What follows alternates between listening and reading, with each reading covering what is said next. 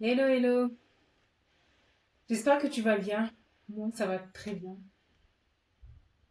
Donc, comme le titre le dit, là, on va parler des voleurs d'étoiles ainsi que de virginité, surtout de virginité. C'est l'histoire d'une amie, une histoire vraie, une amie avec qui je ne suis plus en contact. Elle n'en reste pas moins une amie. Donc, je raconte son histoire sans dire son nom. Euh, et c'est vraiment avec beaucoup de respect que je vais raconter son histoire qui peut te servir. Cette histoire, pour moi, elle est vraiment triste. Donc cette amie en question, on doit avoir une différence de peut-être 6, voire plus, hein. Et pour ne pas rentrer dans les détails de comment nous sommes rencontrés, je vais commencer donc directement l'histoire pour ne pas trop m'éterniser. À l'époque, oui, elle devait avoir genre 24, 25 ans et elle était à l'école d'infirmière. C'était une jeune femme qui en avait plein la tête, quoi. Et elle a rencontré cet homme qui venait du Congo, ça faisait pas très longtemps, de la RDC. C'était un homme qui était charismatique, bel homme. Et cet homme l'a séduite et elle a commencé à sortir avec lui. Elle qui était vierge, elle n'a pas attendu que cet homme l'épouse. Je ne sais pas ce qu'il lui avait dit. Je ne sais pas comment ils avaient prévu leur affaire. Mais en tout cas, elle n'avait pas eu cette sagesse de vouloir que cet homme l'épouse. Et ce qui s'est passé plus tard est difficile en tant que femme, en tout cas. Moi, je sais que ça a été difficile pour moi d'entendre ça. Et j'avais vraiment eu énormément de peine pour elle. C'est que quand elle a eu son premier enfant, elle a eu son premier enfant, elle a eu en 2003. Sa fille est née au mois de février en 2003. Cet homme donc, qui avait pris du coup sa virginité était toujours en relation avec une ex à lui. Apparemment, cet ex-là, cet homme-là l'a rencontré au Congo. Donc, il était vraiment très attaché à elle. Il continuait à la voir derrière son dos. Et cet ex-là a eu aussi une fille, mais en décembre 2002. Et mon ami là a eu sa fille au mois de février 2003. Donc, vous voyez un peu. Donc ça veut dire que depuis tout ce temps, il était avec elle et avec l'autre. Et par la suite, elle a eu un autre enfant. Lui, entre-temps, avec son ex, ils ont eu un autre enfant, mais cet enfant-là, il s'était passé des choses, c'est un peu flou. C'était un garçon et il est né mort-né, quoi. Et après ça, elle a eu un autre enfant avec lui, donc une fille. En attendant, en fait, il continuait toujours à fréquenter l'autre femme. Il continue à la fréquenter. En gros, il sortait avec mon ami. Il n'a pas de papier, il veut profiter d'une jeune femme qui était naïve, qui ne connaissait pas les hommes et qui avait très peu d'expérience. Il s'avère que il y a un moment, elle a, euh, elle a fait quelque chose que j'avais trouvé un petit peu J'avais trouvé un peu immature. Même si j'étais plus jeune qu'elle, moi, j'étais pas dans le même cas puisque je connaissais déjà. Euh, Malheureusement pour moi, j'étais déjà plus vierge. Et ça, c'est une autre histoire. Et je raconte mon histoire, d'ailleurs, mon témoignage dans cette chaîne. Euh, le témoignage est pour le moment en lingala. Donc, si tu comprends le lingala, n'hésite pas, on va voir mon témoignage. Il est vraiment très intéressant. Et ce témoignage, juste pour info, le titre est Ma sorcière mal aimée. C'est en 4 parties. La chose qu'elle avait faite, que j'avais trouvé dommage, c'était à un moment, elle devait passer son permis de conduire. Donc, au lieu de passer son permis de conduire tranquillement, qu'est-ce qu'elle a fait? C'est que elle a préféré se mettre en retrait parce que elle s'était dit que les hommes congolais sont trop fiers et qu'il valait mieux que son homme ait son permis de conduire avant elle. Donc, elle qui avait si bien commencé, elle s'est mise en retrait et elle a préféré que son homme ait son permis avant.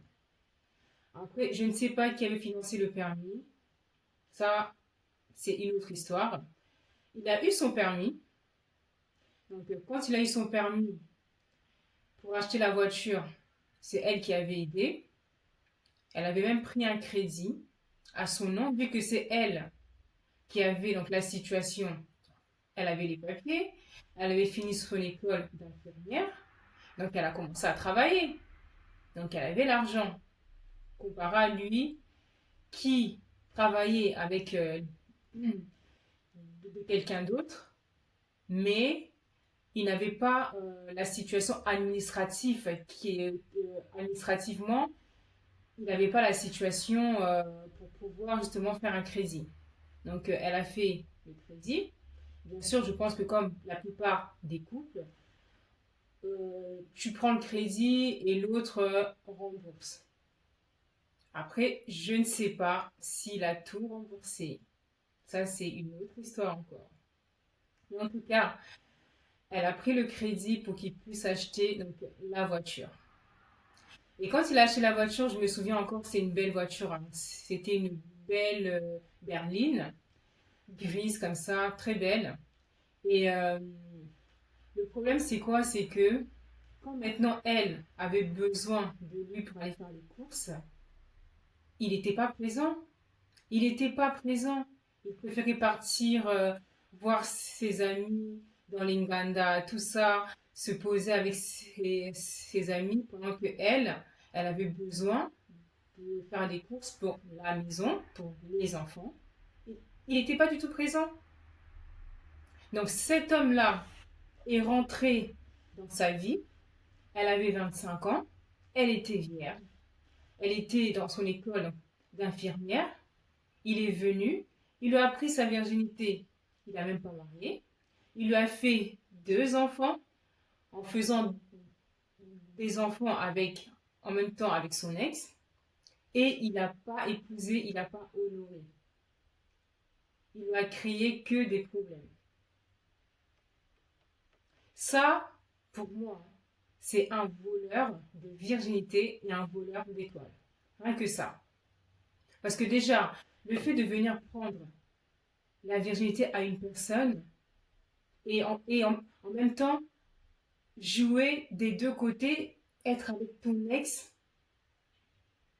faire des enfants avec les deux en même temps, ça n'a pas de sens.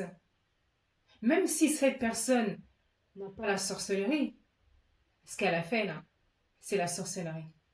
C'est la sorcellerie pure et dure.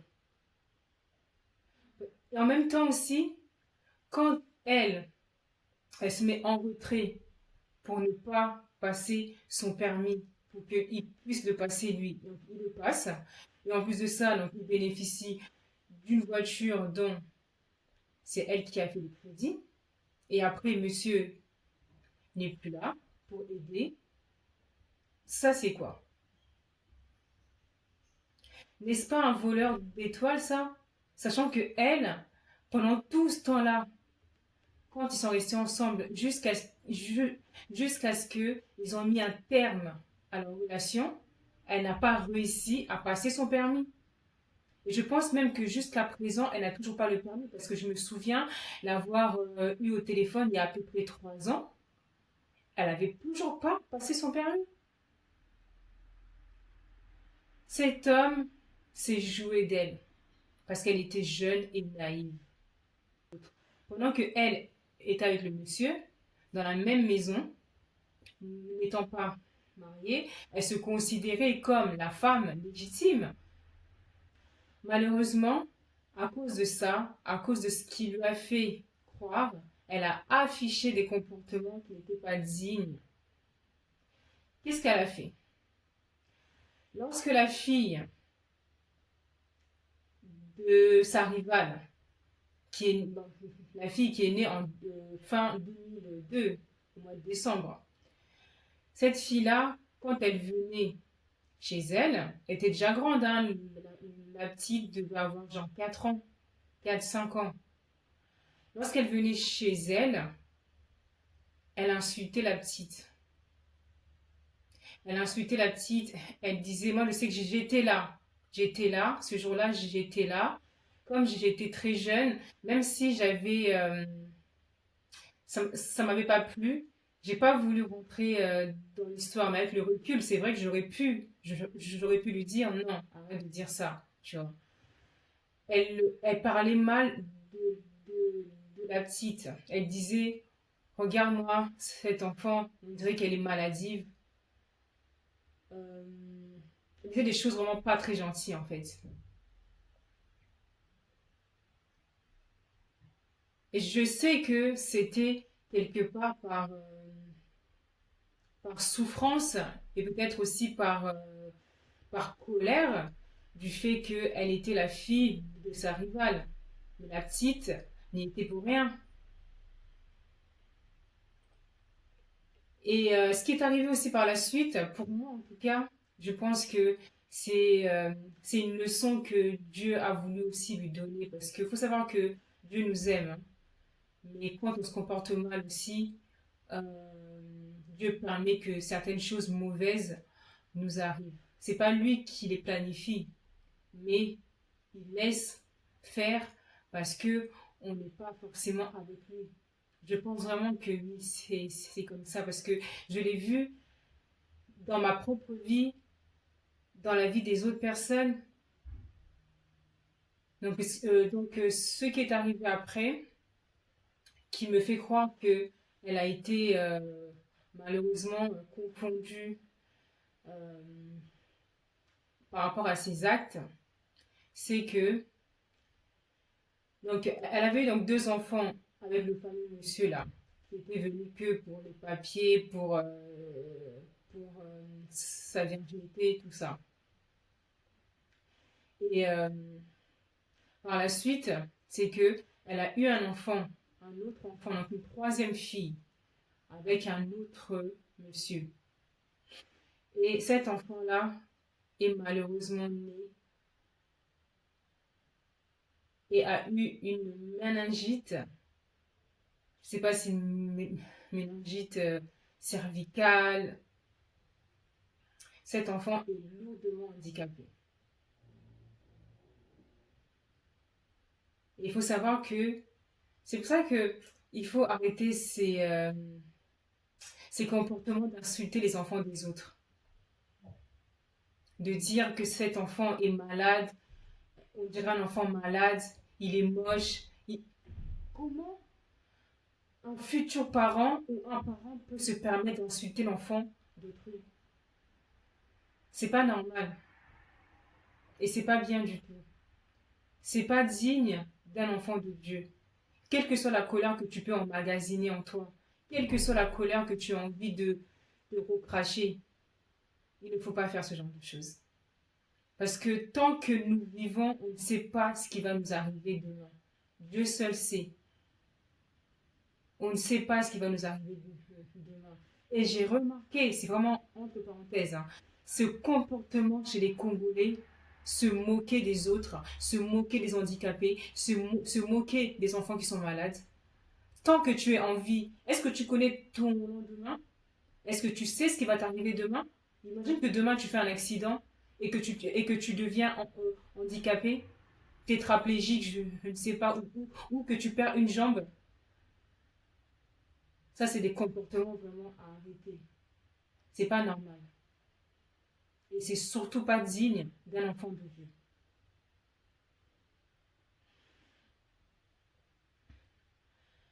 Tu as suivi et tu comprends que avec cet homme-là, ils sont pas restés. Et pourtant, elle avait préservé sa virginité jusqu'à l'âge de 25 ans. Et malgré tout ça, malgré ce sacrifice et cette discipline qu'elle avait eue de se garder, elle n'est pas tombée sur la bonne personne. Elle n'est pas tombée sur la bonne personne. Et ça peut arriver à n'importe qui, que tu sois vierge ou pas. Et pour moi, c'est encore plus difficile quand tu es vierge. Garde ce secret pour toi. Garde ce secret pour toi. Si toi, tu sais que tu es vierge, garde-le pour toi. N'en parle pas à la personne que tu vas rencontrer. Parce que la personne que tu vas rencontrer, je te dis une chose, que tu sois vierge ou pas, si elle t'aime et si elle veut t'épouser, elle t'épousera, que tu sois vierge ou pas. Garde ta virginité secrète. N'en parle que quelques jours avant le mariage ou après le mariage. N'en parle pas avant. Demande-toi pourquoi je te conseille de ne pas en parler avant. Le titre, c'est bien voleur de virginité. Quand quelqu'un vient dans ta vie et que tu commences déjà à lui dire que tu es vierge, cette personne, hein, je t'assure, même si elle ne voulait pas être sérieuse avec toi, elle va tout faire pour te montrer qu'elle est sérieuse. Elle va tout faire pour te déflorer. Je te dis la vérité. Ça sera comme un défi. Tu seras comme un défi pour cette personne. Et une fois que elle aura obtenu ce qu'elle voulait, elle partira. Cet homme, une fois qu'il aura pris ta virginité, s'en ira. Il ne fera pas cas de ce que tu vas ressentir. Non, il ne fera pas cas. Il sera comme possédé par le diable et il va te le prendre, te le voler. Et en te prenant ta virginité, est-ce que tu penses qu'il ne prend pas autre chose? Il prend aussi ton étoile. Parce que l'étoile d'une personne, pour la voler, c'est simple. Par le rapport, c'est et les personnes qui sont dans la sorcellerie, ils savent eux-mêmes comment ils font leurs choses. Je ne sais pas comment ils font, mais en tout cas, c'est pas si compliqué que ça de prendre l'étoile de quelqu'un. C'est pas si compliqué parce que rien que quand on pense au fait que tu te, tu t'assembles avec une personne et ton étoile part comme ça, c'est que c'est pas si compliqué. C'est pas si compliqué. Donc, tout ce que je peux te dire, c'est que préserve-toi, que cette histoire te serve de leçon et que tu apprennes à ne pas insulter les enfants d'autrui. Que tu apprennes à garder ta virginité secrète. Garde-le pour toi. Et que tu apprennes aussi que même si tu rencontres une personne qui te promet monts et merveilles, attache-toi à ton Créateur et demande-lui sa volonté. Dans les commentaires, j'ai le commentaire d'une jeune femme qui me disait avoir subi une telle pression par la famille pour qu'elle se marie avec un tel ou un tel. Moi, je te dis, Bravo de ne pas avoir cédé à la pression. C'est pas facile, mais bravo de ne pas avoir cédé. Vraiment que le Seigneur soit avec vous, toutes celles, que vous soyez encore préservées ou pas, que le Seigneur soit avec vous. Continuez à vous attacher à lui, marchez avec lui afin que vous ne fassiez pas ce genre d'erreur. Parce que c'est vraiment difficile pour une femme quand on se retrouve avec, comme l'ami en question, 2 enfants avec un homme, un autre enfant avec un autre homme et 7 enfants en plus de ça qui tombent malades. Euh, c'est compliqué. Et une dernière chose aussi, ne sois pas comme cette amie. Une fois, je me souviens, j'étais au téléphone avec elle. Elle me disait avoir rencontré quelqu'un et que cette personne-là était avec une autre femme. Il lui disait que c'était pas sérieux avec l'autre femme parce qu'il était avec elle que pour le papier, mais que elle c'était différent, tout ça. Et elle m'en parlait, elle y croyait. Et au fond de moi, je me suis dit, pourquoi, comment une femme peut accepter un homme qui est en train de faire du mal à une autre femme? Comment c'est possible? Tu penses que toi, tu es extra, qu'il fait du mal à l'autre femme, mais à toi, il n'en fera pas? Beaucoup trop de femmes pensent comme ça. Il a fait du mal à l'autre parce que l'autre était comme ça, parce que l'autre était comme ci. Mais à moi, il n'en fera pas parce que je suis différente. Tu as une tête, tu as des cheveux, tu as autant de trucs que l'autre. En quoi es-tu exceptionnel pour ne pas qu'il te fasse du mal aussi à toi? Arrêtons de penser comme ça. On n'est pas mieux que nos sœurs. On n'est pas mieux que les autres. Donc si un homme a fait du mal à un tel, il est aussi capable de t'en faire à toi. Donc arrête avec ce genre de mentalité-là. Il faut qu'on arrête d'accepter les hommes qui font du mal à d'autres femmes, pensant qu'à nous, il sera doux comme un agneau. Doux, doux, doux, doux. Qu'on arrête ça. Vraiment. Il nous incombe de faire attention à nous et à qui nous faisons rentrer dans nos vies. Et quand je parle comme ça, hein, je suis très loin d'être parfaite. J'ai fait beaucoup d'erreurs. J'ai fait beaucoup d'erreurs. Moi, comme tu me vois comme ça, là, tu vois, on est encore en 2025. Hein. J'ai eu 45 ans en octobre. J'ai fait beaucoup d'erreurs. Et Dieu m'a fait aussi grâce. C'est pour ça que aujourd'hui, je ne veux pas que toi, tu fasses les mêmes erreurs. Je ne veux pas parce que tu es peut-être que tu peux être ma sœur, tu peux être ma fille, tu peux être ma tante. Et nous, les femmes, entre nous, c'est vrai qu'on doit avoir une certaine, un certain amour entre nous. Donc, tout ce que je peux dire, c'est prends soin de toi, attache-toi à Dieu, parce que c'est lui le gardien de nos âmes, c'est lui, il n'y a que lui qui peut vraiment nous bénir, nous donner de la patience, l'amour pour les autres, l'amour pour lui et l'amour pour marcher dans de bonnes conditions. S'attacher à lui aussi pour éviter de souffrir, parce que, vous savez, quand on s'éloigne du Seigneur, on ouvre une grande porte à l'ennemi. Donc, prends soin de toi. À bientôt. Bye. Que vous avez vous-même suivi l'histoire de Bosco avec Hélène Bouilly, qui avait 25 ans, il a dévergé et il est parti. Donc tu l'as suivi et tu vois, c'est des choses qui peuvent arriver. Ne sois pas un plan de déflorage pour quelqu'un. Et, et il y a une chose que tu dois savoir, c'est que quand ça s'est terminé, C'était pas facile, hein. C'est bien sûr comme, comme peut-être 80, on va dire 85% pour être gentil, des couples.